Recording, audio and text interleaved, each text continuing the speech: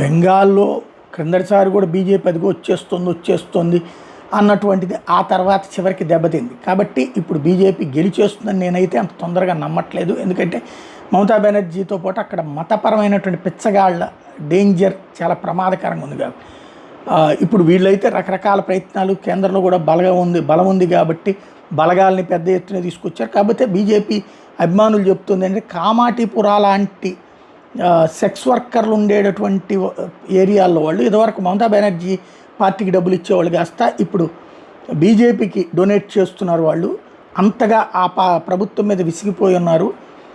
అదే సందర్భంలో కేఎల్ఓ లాంటి సపరేటిస్ట్ పార్టీ అంటే విభజన కోరుకునేటటువంటి పార్టీలు కూడా బీజేపీకి మద్దతు ఇస్తున్నాయి. కోచ్ రాజ్బోంగ్షీస్ కూడా బీజేపీకి మద్దతు ప్రకటించారు.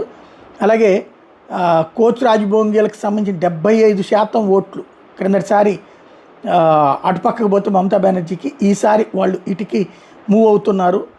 ఓవరాల్గా చూస్తే కన్సాలిడేషన్ బాగా పెరిగింది అన్నటువంటి చెప్తున్నారు. ఎంతవరకు సాధ్యం అన్నటువంటి చూడాల్సి ఉంది.